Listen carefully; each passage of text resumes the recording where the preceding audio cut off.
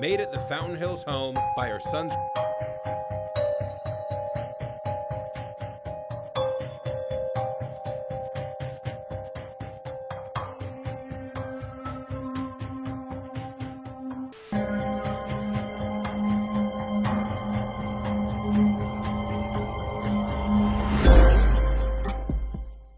Аризонагийн Fountain Hills хот. Фениксээс зүүн хойш 35 милийн зайд орших чинэлэг настай хүмүүс тэтгэвртэй гарсныхаа дараа амьдардаг газар. Олон арган байшингууд хадан чулуун цөлийн дунд ногоон байгууламж бүхий нарийн замуудтай. Энэ бол маш тайван орчин. Энд хөгшөд амьдрахад хамгийн тохиромжтой гэж ихэнх хүмүүс боддог. Өнөөдрийн дугаарын гол дүр бол Anna Mae Blessing 1925 онд төрсөн. Нөхөр Билли Блессинг 2007 онд Флоридад нас барсны дараа тэр ганцаараа үлджээ. Эмэгтэй Томас гэдэг нэг хүүтэй. Анна насан туршдаа шийдэмгий бие даасан хүн байлаа. 1970-ад оноос хойш гар буу эзэмшдэг болсон. Нөхөр нь нэгийг бэлэглэж өөртөө нэгийг худалдаж авсан. Бууг сайн ашиглаж өөрийгөө хамгаалахаар эзэмшдэг гэдгээрээ бахархдаг эмэгтэй. Хүүнч амьдралаа бодсон учраас 2018 он хүртэл буюу 92 нас хүртлээр тэр ганцаараа амьдарч. Харин хүүн тухайн үед Томас Блессинг 72 насыг хүрээд байлаа. Тэрээр Техасын Fountain Hills-ийн нэгэн орон сууцнд найз эмэгтэй болох Жулитэйгээ хамт амьдардаг байсан. Жули бол тэр байрны эзэмшигч.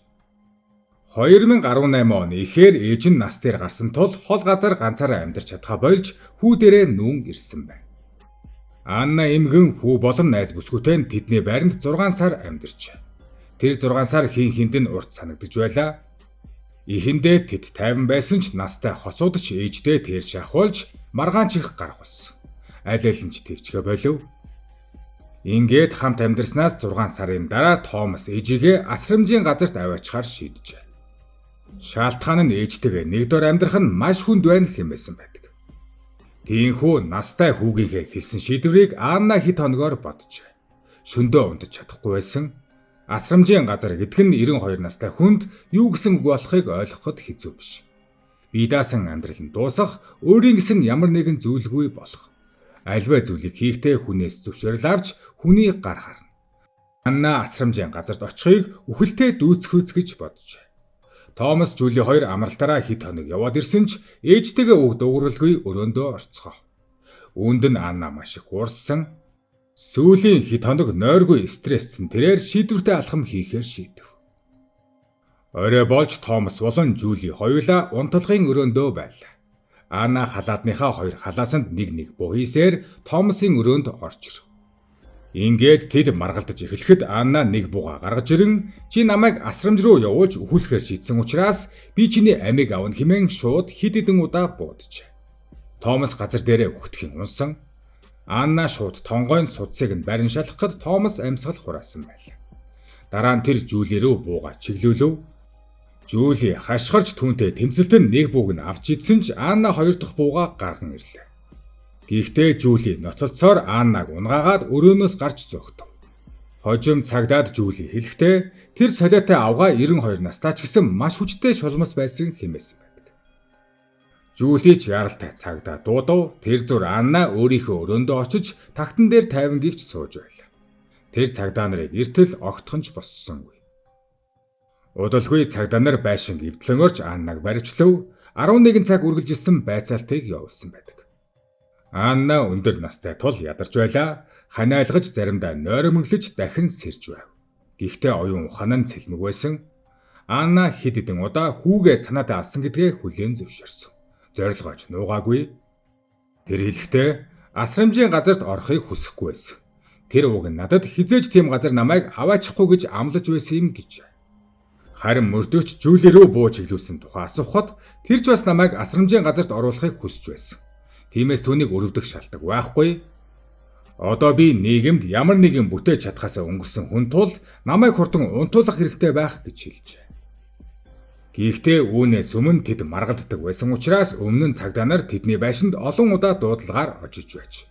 Хэрэг гарах өдөр цагдаа нар 2 ч удаа бичлэг утсан байдаг ч хуулийн зөрчил олдоогүй тул ямар нэгэн арга хэмжээ аваагүй. Хэрүүл шүүгэн гарч байсан учраас хөршүүд дуудлага өгсөн байв. Тэдний байшинд 13 буу байсан нь аллагын дараа тодорхой болов. Аннагийн хоёр буу бусд нь Томасих. Цагдаа нар өмнөх дуудлагаар очихдоо буунуудын тухай мэдсэн боловч тоог нь тодорхойлоогүй байж. Эргүүлийн цагдаа нар ээж хүү хоёр нэг нэгэндээ хүч хэрэглэж болзошгүй байсан гэдгийг тэмдэглэсэн байдаг ч мэдгдлийнхээ дараа ямар нэгэн арга хэмжээ аваагүй. Нөхцөл байдлыг мэдж байсан арга хэмжээ авсангүй Томас нас бар. Ингээд хүүг алсан Анна Мэйг 1-р зэргийн аллагт буруутгав. Тэр хитрхи настай байсан тул шоронгийн эмнэлэгт оруулсан. Хид хідэн удаа шүүх товоо зарласан ч түүний бие ирс мудсан тул шүүх хойшилсаар байсан.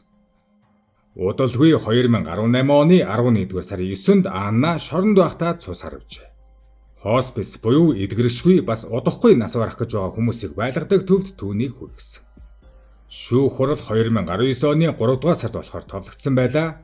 Гэтэл 2019 оны 1-р сарын 25-нд Анна Мэй Блессинг нас бар. Тэр 93 настайдаа тал төгснөөр прокурорын газар хэргийг хаажээ.